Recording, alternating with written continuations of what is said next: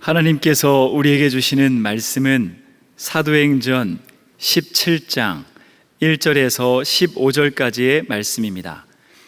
제가 보는 성경으로 신약 217쪽입니다.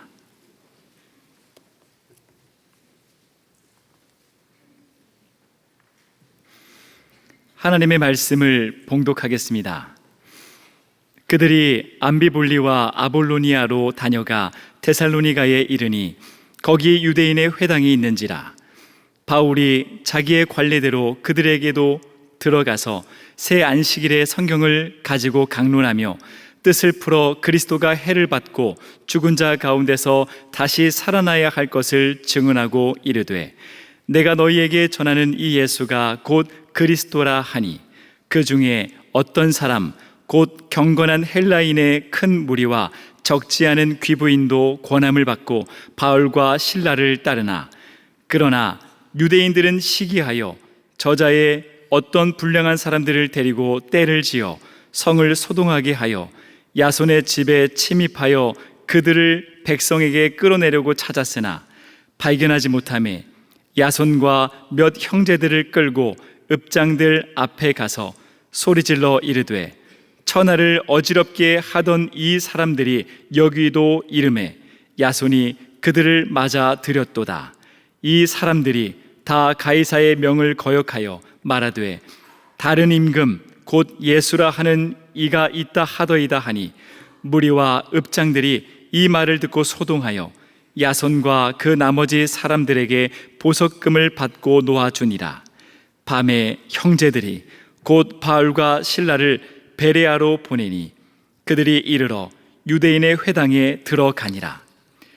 베레아에 있는 사람들은 데살로니가에 있는 사람들보다 더 너그러워서 간절한 마음으로 말씀을 받고 이것이 그러한가 하여 날마다 성경을 상고하므로 그 중에 믿는 사람이 많고 또 헬라의 귀부인과 남자가 적지 아니하나, 데살로니가에 있는 유대인들은 바울이 하나님의 말씀을 베레아에서도 전하는 줄을 알고 거기도 가서 무리를 움직여 소동하게 하거늘, 형제들이 곧 바울을 내보내어 바다까지 가게 하되 실라와 디모데는 아직 거기 머물더라. 바울을 인도하는 사람들이 그를 데리고 아덴까지 이르러 그에게서 실라와 디모데를 자기에게로 속히 오게 하라는 명령을 받고 떠나니라. 아멘. 바울의 2차 선교 여행은 유럽 지역이었습니다. 하나님께서 바울과 그의 일행이 가고자 하는 것을 막으시고 못 가도록 하셨죠. 그래서 마게도냐 첫 성인 빌립보에서 복음을 전하게 하셨습니다. 바울과 실라는 빌립보에서 겪은 말도 안 되는 억울하고 절망적인 사건, 그 사건을 겪었지만 앞으로의 선교 사역에 참으로 놀랍고 중요한 경험을 하게 되었습니다. 여종에게서 귀신을 내어 쫓고 난 뒤에 그 주인들로부터 받은 그 박해, 매를 심하게 맞고 깊은 감옥에 갇힌 후에 겪은 하나님께서 하신 일들이 한편의 극적인 드라마가 되어 빌립보 교회를 세우게 되었습니다. 그래 바울과 실라는 빌립보 사역을 통해서 하나님께서 함께 하신다는 것, 합력하여 선을 이루시는 하나님께서 하시는 일은 사람의 생각과 기대와 방법을 뛰어넘는다는 것, 그리스도인이 하나님의 그 절대적 주권을 절대적으로 의존할 때 하나님께서 놀라운 방법으로 일을 행하시고, 그리고 신묘막측한 과정과 방법으로 준비된 영혼을 구원하신다는 것, 복음이 전해지는 곳에 전도의 열매가 맺혀진다는 것을 깨닫고 경험하게 되었습니다. 그 경험은 빌립보를 뒤로하고 데살로니가로 향하여 가는 바울의 선교 사역에 아마 큰 동력이 되었을 것입니다. 오늘 본문은 데살로니가와 베레아에서의 선교 이야기입니다. 두 곳 모두 바울은 먼저 회당으로 가서 복음을 전했습니다. 데살로니가에서는 3주 동안 복음을 전했는데 2절에 보면 새 안식일이라는 기록이 있죠.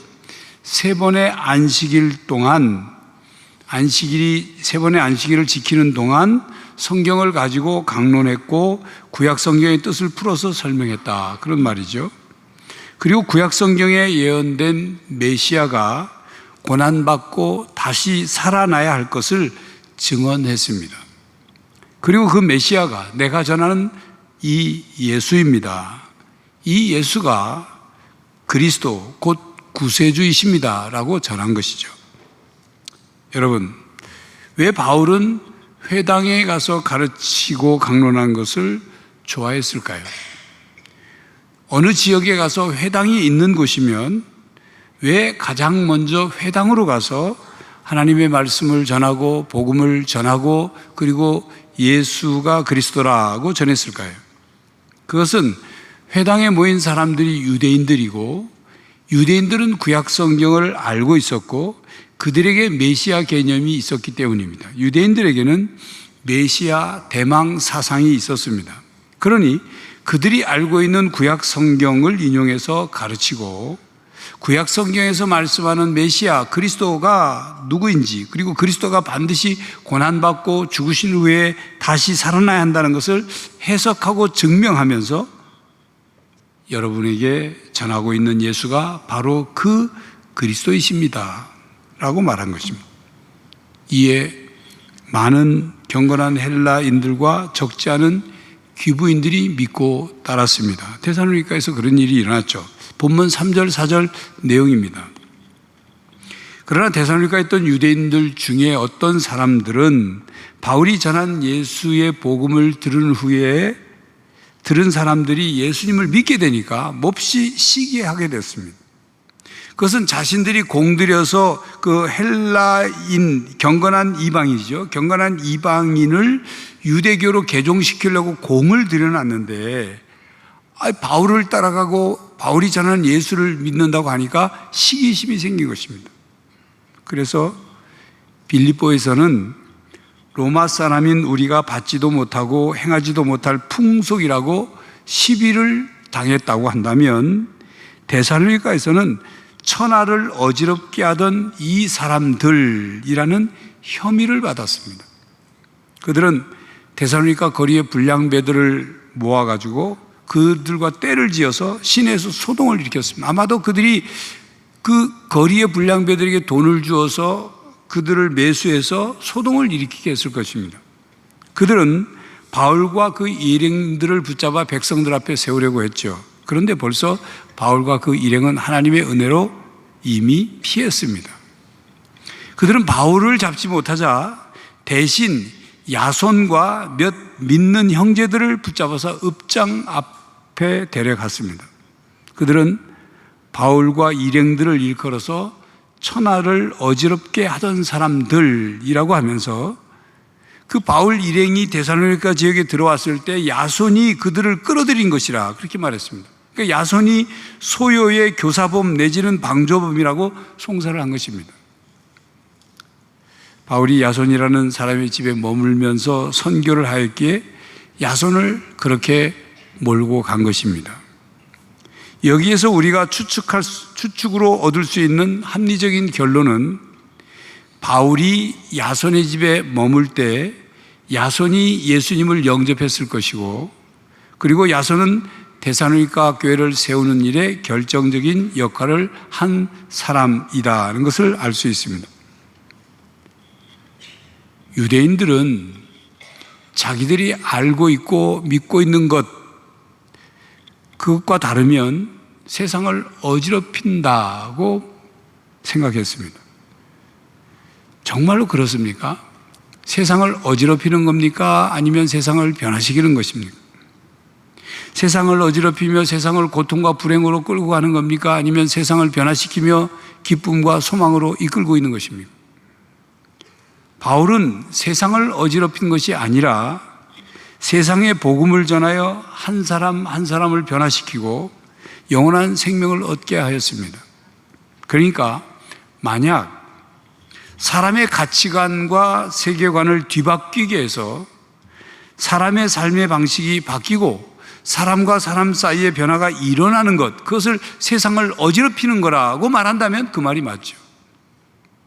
복음은 사람을 뒤흔들어서 새로운 진리, 새로운 가치, 새로운 삶의 체계를 갖게 합니다. 이 세상만 보고 살던 사람이 영원한 세상을 바라보게 되죠. 물질적이고 현세적이고 유욕적으로 살던 사람이 영적이고 내세적이고 신령한 삶을 살려고 합니다. 죽음을 두려워하던 사람이 죽음 넘어 부활과 영생을 바라보고 하나님 나라를 소망하며 살죠. 그러니 바뀌어도 엄청나게 바뀌는 거 아닙니까? 삶의 혁명이 일어나는 것과 같죠. 삶의 주인이 바뀌는 거죠. 삶의 소망이 바뀌는 거죠. 그러므로 바울과 실라는 천하를 어지럽게 하는 사람이 아니라 천하를 변화시키는 사람입니다. 곧 세상을 변화시키는 사람으로 살았습니다. 성도 여러분, 우리 또한 우리의 삶이 변화되고 그리고 세상을 변화시키는 사람이 될 수 있기를 바랍니다. 바울은 유대인의 박해를 피해서 그렇게 밤에 데살로니가를 3주 만에 떠나야 했습니다. 데살로니가에 더 이상 머물면 머물수록 목숨이 이태로질 수 있는 거니까.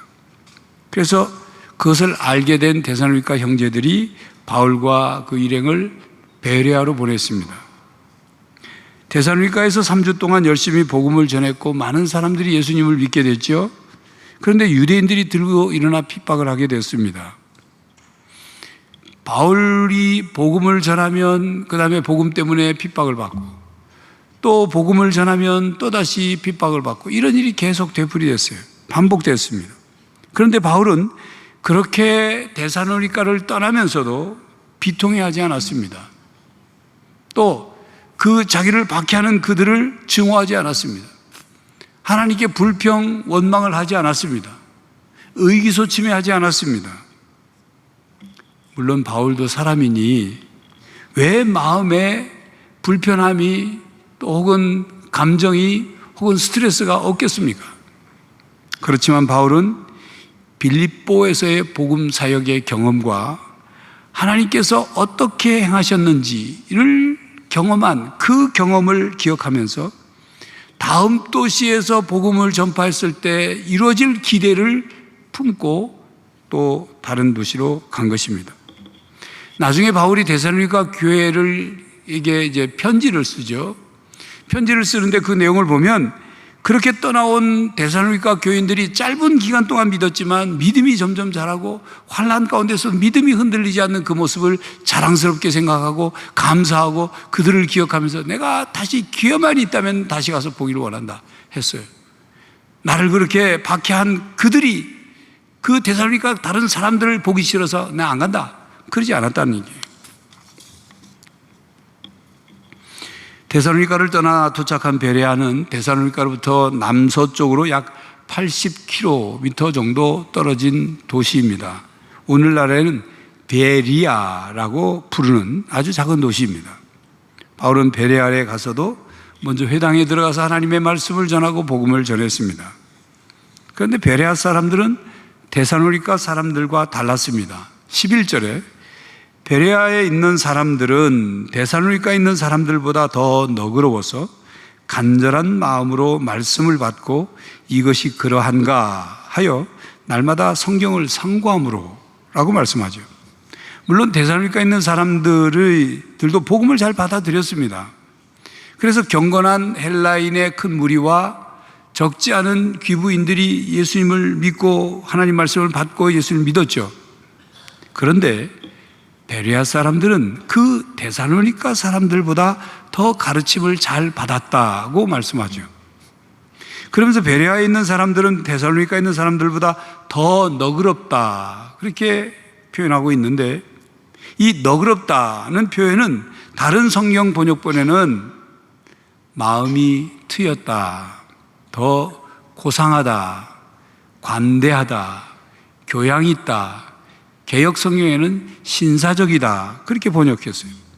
편견으로부터 자유롭다는 뜻을 가진 단어입니다. 그런 뜻을 담은 의미로 베레아 사람들은 그런 사람이라고 평가를 한 거죠.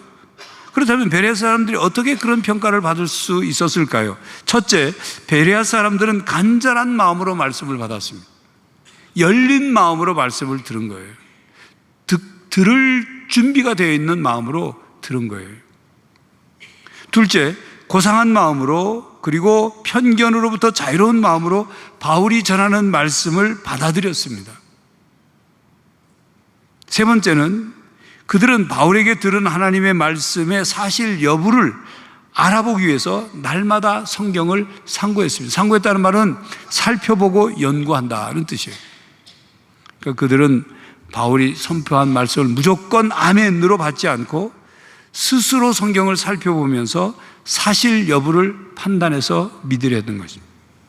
그들이 날마다 상고했다는 말은 날마다 회당에 모여서 바울과 함께 성경 공부를 했다, 그런 뜻이 아닙니다. 유대인 중에 몇몇 사람들이, 원하는 사람들이 바울과 따로 만나서, 매일 만나서 말씀을 살펴보고 연구한 거예요. 그러니까 회당이 아닌 다른 곳에서 그렇게 열심으로 말씀을 살피고 연구하려 했던 것입니다. 간절한 마음으로 열심히 듣고 성경의 근거를 살펴보고 연구하고, 그래서 결국 예수님이 바로 그리스도다 하는 사실을 믿게 된 겁니다. 그래서 바울은 베레아에서 많은 선교의 열매를 거두었습니다. 유대인 중에도 믿는 사람들이 많았고 헬라인 귀부인들과 남자들도 적지 않았다고 기록하고 있죠.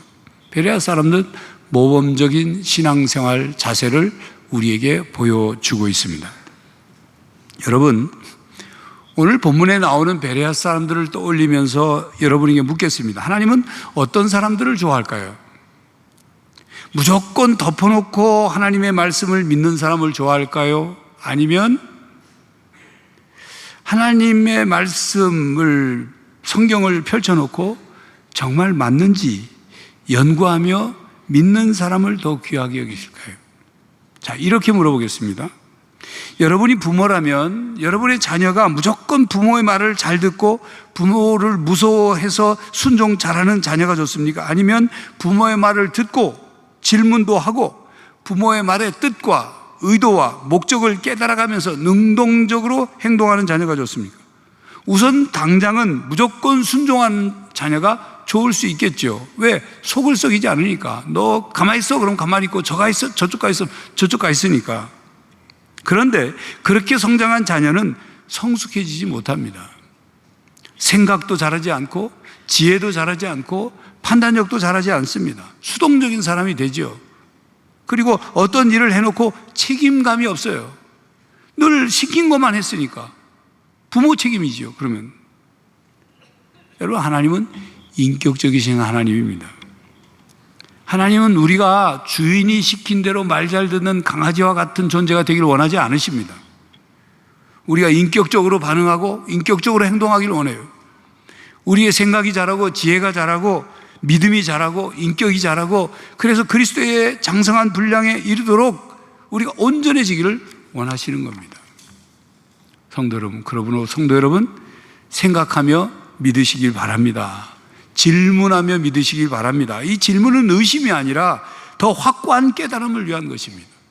확고히 깨달은 말씀을 굳건히 믿고 실천하며 사시기를 바랍니다. 베레아의 선교 사역이 좋은 결실을 거두고 있었지만, 그런데 얼마 지나지 않아 바울과 일행은 베레아를 다시 떠나야만 했습니다. 데살로니가에서의 바울의 사역을 방해하고 박해하던 유대인들이 바울이 베레아에서 또 복음을 전하고 믿는 사람들이 많아진다 소리를 듣고는 시기심이 발동해서 소문을 듣고 베레아까지 찾아온 거죠. 복음을 방해하고 박해하기 위해서 그곳까지 쫓아왔습니다. 쫓아와서 거기서도 사람들을 충동질하고 동원해서 소동을 일으켰어요. 그야말로 참 징하게 따라다니며 박해하는 사람들. 물론 바울도 예수님을 믿기 전에는 그렇게 징하게 쫓아다니며 박해를 했으니까 바울 자신이 무슨 할 말이 있겠어요. 그런 소식을 이제 베레아에 사는 유대인 중에 그리스도인이 된 형제들이나 그 도시를 다스리는 남편을 둔 귀부인들이 그 소식, 그 유대인들의 음모를 듣고는 그 소식을 바울에게 알려줬죠. 바울이 베레아에 있는 형제들에게 다시 알리고 그 형제들은 바울을 안전한 곳으로 피신시키기로 했습니다. 그래서 바닷가로 데려가 항구에서 배를 타고 아덴으로 보낸 것입니다. 그렇게 다른 지역으로 선교를 이어가게 하였습니다.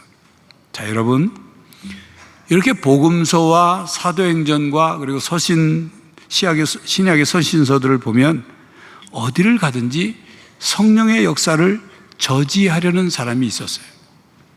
복음을 대적하는 자가 있었습니다. 그렇게 어디를 가든지 사탄은 활동하고 있었습니다. 어느 곳이든지 복음 전파를 반대하고 회방하는 사람이 있었습니다. 이것은 영적인 싸움이었어요.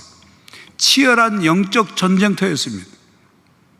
사탄이 그냥 있지 않기 때문이죠. 그러나 사탄은 우리가 걱정하거나 두려워할 필요 없습니다. 이미 예수 그리스도의 십자가의 능력으로 사탄은 패배를 걸었어요. 패배가 당했어요. 그러므로 박해와 사탄의 방해에도 불구하고 하나님의 선교는 진행되어야 합니다. 복음의 열매는 인간의 계획과 생각이 아니라 하나님의 뜻과 계획에 따라 열매가 맺혀지는 거예요. 그러므로 복음은 계속 전파되어야 합니다. 하나님의 말씀은 계속 선포되고 가르쳐져야 합니다. 여러분, 이런 말 아시죠? 새벽닭이 울지 않아도 태양은 뜬다. 개가 짖어도 기차는 간다. 성령의 역사는 계속됩니다. 당장 눈앞에 열매가 맺히지 않아도 하나님의 구원의 은혜의 태양은 오늘도 떠오릅니다. 어둠의 권세를 밀어내고 생명의 빛, 새벽의 그 구원의 새벽은 밝아오게 되는 거예요. 사탄이 방해하고 아무리 짖어대도 복음 전파 열차는 달려가는 겁니다. 구원의 열차는 달려가는 거예요. 하나님의 구원의 복음이 그냥 멈춰 있지 않기 때문입니다. 그런데 우리는 복음을 전할 때, 믿지 않는 사람들에게 전도할 때, 또 어떤 사람들을 교회로 인도하려고 할 때 때로는 낙심할 때가 있어요. 내가 그렇게 전도하려고 하고 인도하려고 복음을 전하면 상대방이 기다렸다는 듯이 예, 믿겠습니다, 가겠습니다 이러면 좋은데 그렇지 않거든요. 이런저런 핑계를 대기도 하고 어떤 이는 기다렸다는 듯이 기독교를 공격합니다. 핍박합니다. 그런 경우에 우리는 내가 믿음이 약한가? 내가 영적으로 뭔가 부족한가? 이런 생각 때문에 스트레스를 받을 때가 있어요. 그건 사탄이 넣어준 생각입니다. 사탄은 그런 마음을 우리 마음에 넣어서 우리로 하여금 의기소침해지고 낙심하고 절망하고 자포자기하게 하기를 원해요. 여러분 보십시오. 바울과 실라는 복음을 전하는 선교 전문 사역자입니다. 그것도 1차 전도 여행이 아니에요. 1차 선교 여행이 아니에요. 지금 2차 선교 여행, 전도 여행을 하고 있어요. 그런 그들도 복음을 전했을 때 듣고 믿은 사람들이 많이 있었는가 하면 무조건 반대하고 시기하는 사람도 있었고 이상한 일을 꾸무려 작당해가지고 소동을 일으키는 사람이 있고 죽이려고 달려드는 사람이 있었습니다. 오늘 본문에도 보면 데살로니가에서도 베레아에서도 그런 사람들이 있지 않았습니까? 그러니까 우리에게도 그런 사람들이 있을 수 있다는 것을 우리는 미리 알고 마음으로 준비해야 됩니다. 반대를 만나면, 복음을 전하다가 반대를 만나면 의기소침해지지 않도록 마음으로 준비하고 있어야 돼요. 자신에 대해서 실망하고 낙심하지 않도록 마음으로 준비하고 있어야 돼요. 미리 알고 대비하는 것과 그냥 겪게 되는 것은 다른 것입니다. 성도 여러분, 하나님의 인도하심이라고 해서 아무런 고난도 없고 반대도 없고 탄탄대로일 거라고 생각하지 마십시오. 강한 고난이 기다리고 있을 수 있습니다. 빌립보에서 바울과 실라가 겪은 일들을 보십시오. 데살로니가와 베레아에서의 바울의 그 겪은 일, 바울의 가르침에 대한 반응들을 한번 보십시오. 믿는 사람들이 있는가 하면 거부한 사람들이 있었죠. 긍정과 부정이 둘 다 나타났습니다. 그렇지만 바울과 실라는 뚜벅뚜벅 선교의 걸음을 걸어갔어요. 하나님께서 부르시고 맡기신 구원의 복음을 전파하는 일에 믿음으로 응답하며 그렇게 증인의 삶을 살아간 것입니다. 오늘 본문에 나오는 데살로니가에 사는 야손이라는 사람을 살펴보겠습니다. 야손은 데살로니가에서 제일 먼저 개종한 사람들 가운데 한 사람으로 추정이 됩니다. 그는 자기 집에 바울과 실라를 머물게 해서 대접하고 후원했죠. 그는 바울과 실라와 관계됐다는 이유만으로 유대인들로부터 핍박을 받았습니다. 야손은 바울이 자기 집에 머물 때 예수님을 영접했을 것이고 데살로니가 교회를 세우는 일에 결정적인 역할을 한 사람입니다. 그러니까 데살로니가 교회의 개척 멤버 혹은 설립 멤버라고 할 수 있죠. 야손은 바울과 그의 일행의 복음 전파를 도운 사람입니다. 그리고 야손과 몇 형제들은 박해하는 유대인들과 그들이 동원한 불량배들에게 붙잡혀서 위협을 당하고 고초를 겪었습니다. 그렇지만 야손과 몇 형제들은 용기 있게 대처했고 믿음을 저버리지 않았습니다. 그는 복음을 위해 자기 역할을 충실히 감당했습니다. 야손의 용기, 야손의 담대함, 야손의 충성스러운 믿음 때문에 바울과 실라는 더 효과적으로 사역할 수 있었을 것입니다. 그리고 그 데살로니가를 떠나면서 야손이 겪었던 그 소식을 들은 바울과 실라는 그들이 믿음을 끝까지 지킨 것 때문에 큰 힘이 됐을 거예요. 야손은 복음 전파를 위해 자기 역할을 충실히 감당했던 위대한 하나님의 구원의 대하 드라마의 명품 조연들 가운데 한 사람입니다. 그래도 야손은 성경에 야손이라고 이름이라도 기록되어 있죠. 성경에는 이름도 알려지지 않는 무명의 그리스도인들이 많이 있습니다. 본문 6절에도 몇 형제들, 야손과 몇 형제들, 그들은 이름이 기록되어 있지 않죠. 무명의 하나님 나라 일꾼들이 있다는 말입니다. 하나님 나라를 건설하는 데는 능력 있고 유명한 그런 일꾼도 있겠지만 이름 없는 조연들이 필요합니다. 결코 엑스트라가 아니에요. 하나님은 그들을 통해서 하나님의 일을 이루어 가십니다. 비록 사람들에게 주목받지 못하지만 알려지지 않더라도 하나님께서 부르시고 맡기신 자리에서 묵묵히 섬기고 감당하는 명품 조연들을 필요로 합니다. 주인공이 되려 하거나 주인공보다 더 드러나려고 애쓰는 사람이 아니라 주인공에 묻혀도 자신이 해야 될 섬김과 봉사, 자신의 역할, 자신의 그 책임을 다하는 명품 조연이 필요합니다. 사실 하나님 나라에는 조연만 있습니다. 각본, 기획, 총감독은 성부 하나님이시죠. 조연출은 성령 하나님입니다. 주인공은 예수님이십니다. 그리고 우리는 모두 명품 조연이 되어야 하는 거예요. 바울과 실라도 주인공이 아닙니다. 조연일 뿐이에요. 주인공이 되고 싶은 사람은 하나님 나라 원리에 합당하지 않아요. 성도 여러분, 하나님 나라 백성으로 살아가는 삶, 복음의 증인으로 살아가는 삶이 결코 쉽지만은 않습니다. 미혹과 방해와 그리고 박해가 있어도 주님과 함께 걸어가야 할 길을 걸어가는 성도들이 되시기를 간절히 바랍니다.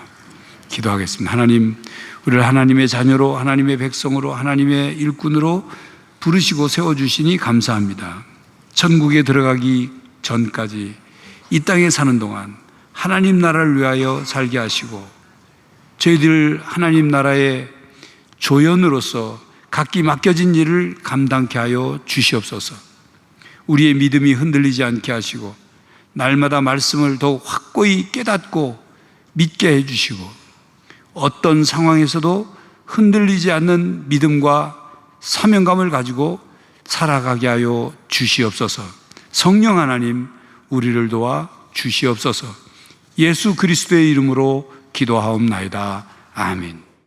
성도 여러분, 가정에서, 직장에서, 세상 속에서 하나님 나라 백성으로 복음의 증인으로 살아가는 것이 쉽지 않습니다. 그러나 주님과 함께 세상을 변화시키며 하나님의 말씀을 굳게 붙들고 살아가는 성도들이 되시기를 간절히 바랍니다. 지금은 우리 주 예수 그리스도의 은혜와 하나님 아버지의 사랑과 성령 하나님의 교통하심이 하나님 나라 백성으로 복음의 증인으로 주님과 함께 이 세상을 변화시키며 살고자 다짐하는 모든 성도들과 가정과 삶의 현장 위에 이제로부터 영원히 함께 하시기를 간절히 축원하옵나이다. 아멘.